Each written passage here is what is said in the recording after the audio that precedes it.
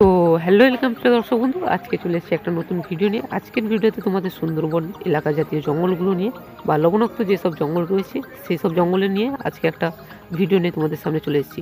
যারা শহরে থাকো বা বাইরে থাকো তারা হয়তো এই জঙ্গলে কী প্রাণী বা কী কী গাছ আছে সেই সম্বন্ধে অনেকেই জানো না। তো সবার প্রথমে তোমাদের দেখিয়ে দিই, এই যে গাছটা দেখতে পাচ্ছ এটা হচ্ছে বানি গাছ। এই গাছ কিন্তু তোমরা জঙ্গলে প্রত্যেক জায়গায় দেখতে পাবে।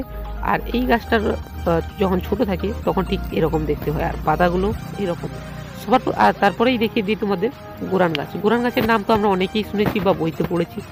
গোরান গাছ যখন ছোট থাকে ঠিক এইভাবে দেখতে হয়, আর গোরান গাছের ফলগুলোও তোমাদের দেখিয়ে দিই। তবে গোরান গাছের যে বড় যে গাছ সেটাও খুব কমই দেখা যায়, সেই জন্যে এই গাছের কাঠটা বা এই গাছের মূল্য বেশি।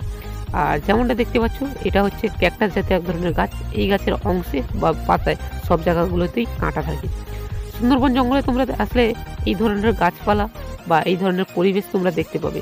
আর যদি প্রাণীদের কথা বলি তাহলে শিয়াল, পটাশ, হরিণ, বুনো শুয়োর বা বিভিন্ন বিষাক্ত সাপ বা বিভিন্ন পাখি এই জাতীয় প্রাণী তোমরা দেখতে পাবে।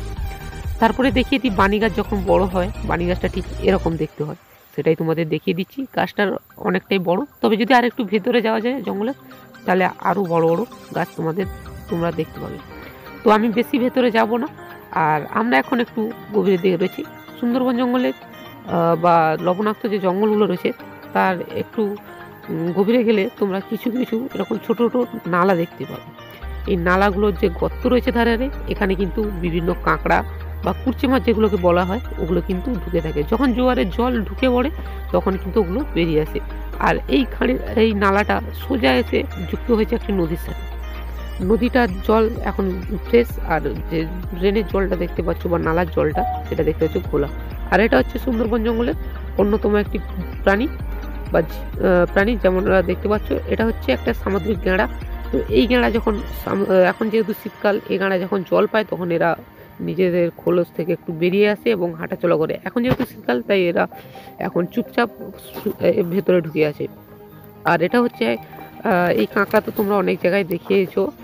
আর এই কাঁকড়া খেতে নেই, যে কাঁকড়াগুলো সেই কাঁকড়া।